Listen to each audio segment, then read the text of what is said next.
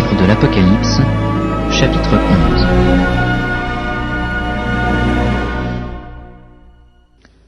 On me donna un roseau, semblable à une verge, et l'ange se présenta et dit, « Lève-toi, et mesure le temple de Dieu, l'autel, et ceux qui y adorent.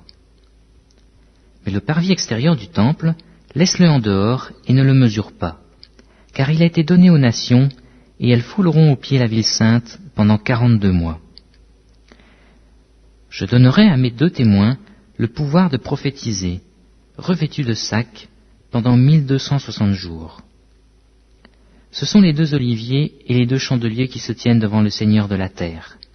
Si quelqu'un veut leur faire du mal, du feu sort de leur bouche et dévore leurs ennemis. Et si quelqu'un veut leur faire du mal, il faut qu'il soit tué de cette manière. Ils ont le pouvoir de fermer le ciel, afin qu'il ne tombe point de pluie, pendant les jours de leur prophétie. Et ils ont le pouvoir de changer les eaux en sang, et de frapper la terre de toute espèce de plaie, chaque fois qu'ils le voudront.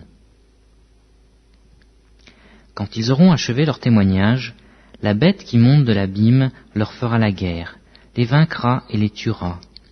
Et leurs cadavres seront sur la place de la grande ville, qui est appelée dans un sens spirituel Sodome et Égypte, là même où leur Seigneur a été crucifié.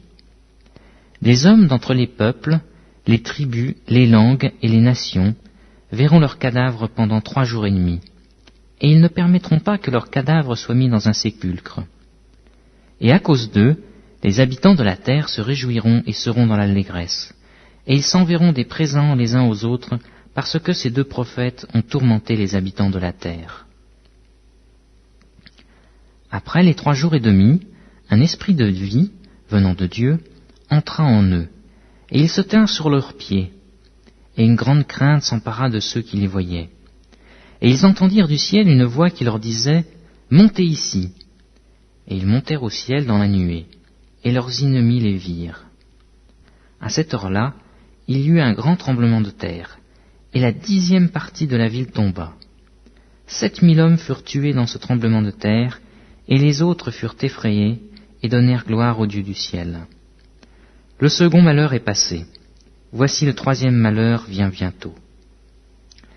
Le 7e ange sonna de la trompette, et il y eut dans le ciel de fortes voix qui disaient « Le royaume du monde est remis à notre Seigneur et à son Christ, et il régnera au siècle des siècles. » Et les 24 vieillards qui étaient assis devant Dieu sur leur trône se prosternèrent sur leurs faces, et ils adorèrent Dieu en disant « Nous te rendons grâce, Seigneur Dieu Tout-Puissant, qui est et qui était et qui sera, de ce que tu as saisi ta grande puissance et pris possession de ton règne.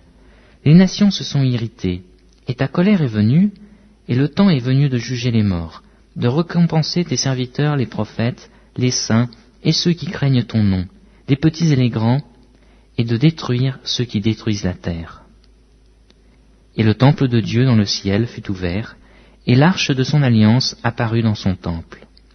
Et il y eut des éclairs, des voix, des tonnerres, un tremblement de terre et une forte grêle.